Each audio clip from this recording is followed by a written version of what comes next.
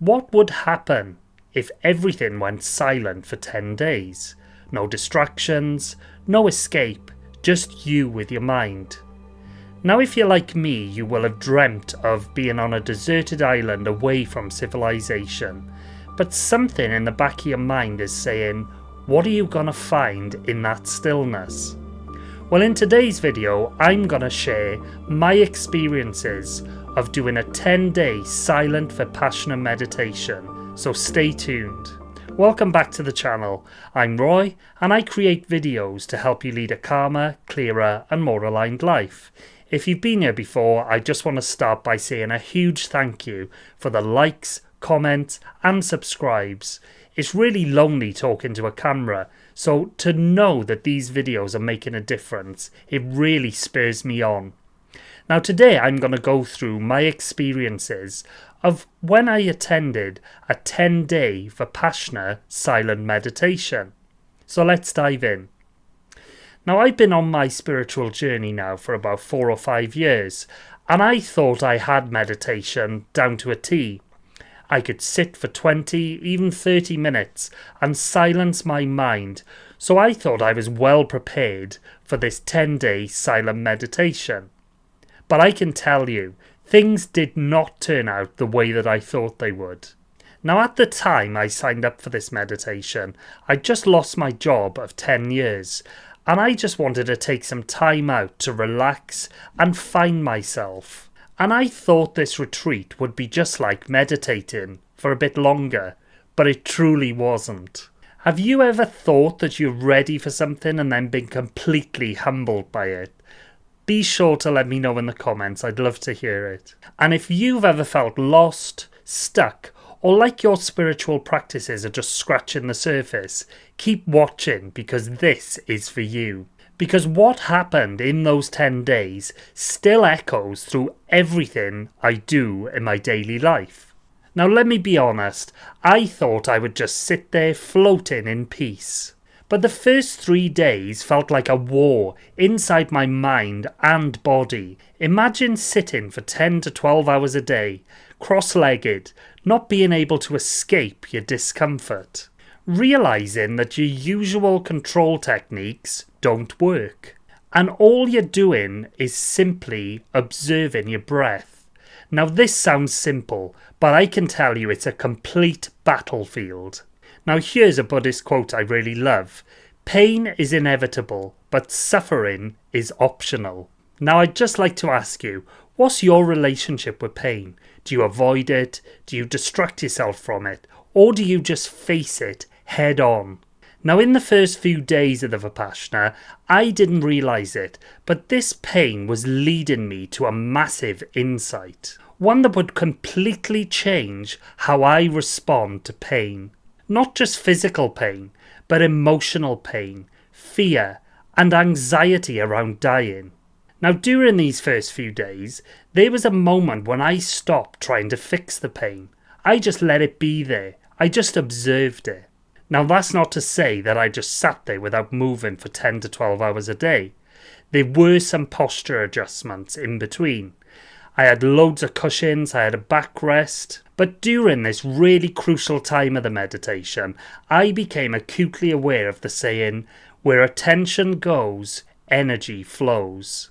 And it became real, not just a quote. And the realization that I came to was that I had been trying to hold back a wave with my bare hands. But when I let it go, it just passed straight through me. So what if nothing in life needs fixing?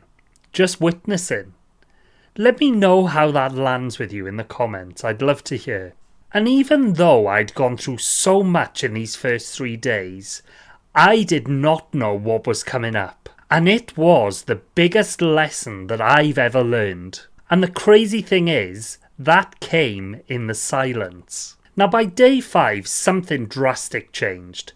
The noise quietened. I stopped reacting to every little distraction around me. Someone coughing, someone moving. And I was able to connect more with my heart chakra. Now the heart chakra is linked to compassion and connection. And I started to notice more in my third eye, which is connected to insight and intuition.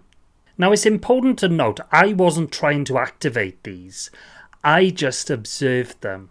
And I started to let go of my interpretation. I was just being. Now, have you ever felt that energy in your body and tried to force it to mean something? Because I definitely used to do that. But I asked myself this question: what if it just wants to move through me? Now, it was here that I first glimpsed the insight that I'm going to share at the end. But I didn't truly understand it at this point. Now, as time went on, the silence that initially felt so harsh started to feel sacred.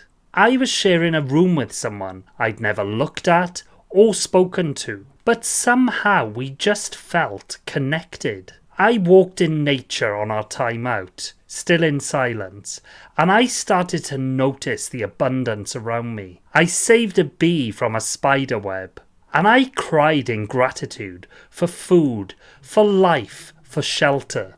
I started to realize that the whole world had been speaking to me, but my mind was too loud to hear it. So when was the last time you felt gratitude just for being alive? Now, on day 9 of the retreat, we broke noble silence, and it hit me like a wave. The noise, the mind chatter, and I had an extreme guilt for not wanting to talk. I'm usually quite introverted and like my own space anyway, but to sit in the canteen after 9 days of silence and then have all this noise was really just overwhelming for me. So I took myself off into nature again. And there were some people walking around the woods who had the same idea as me. So I had some nice, quiet, casual chats with those people, and that really suited me better. Now, my mind was going on in the background telling me I was antisocial, I should speak to people. But then I realised this is who I am, and I don't need to change myself for anyone. And these conversations that I started having in groups of 2 or 3 turned out to be the deepest conversations of the whole retreat. Now, when I returned to real life, I made some commitments to myself.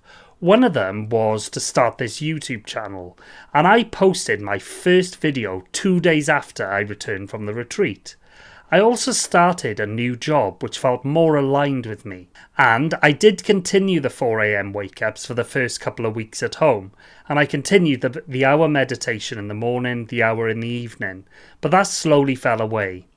Now, I wasn't too bothered because I meditate at least once a day, every day, and the meditations I do are quite similar to the Vipassana meditations, and I've continued that on throughout the time since I've been away. And now I'd like to share with you the massive insight that I've been teasing you with throughout this video. So here it is. Through this process, I came to realise and deeply embody the fact that I wasn't my thoughts, my pain, or my identity. And I truly understand now how I'm the awareness behind all of that. And once you feel that, not just say it, not just believe it, you become free. Now, the thoughts still come, pain still arises, but you know that you no longer have to live inside it anymore. It's like watching the clouds, but not being pulled into the storm. So ask yourself this: what would your life look like if you stopped identifying with every thought that crossed your mind? And please share this, I'd love to hear it and support you in this journey. And if you made it this far, maybe this message was meant for you. If you want more reflections like this, make sure you hit the subscribe button. And please like the video to signal to the algorithm that this is what people want to see. I've got a shed load more stories, meditations and tools to help us navigate this wild, beautiful world.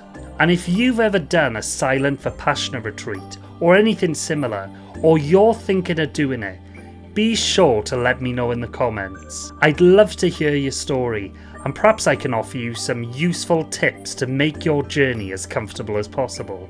Thank you for watching today, and I hope you have a great day.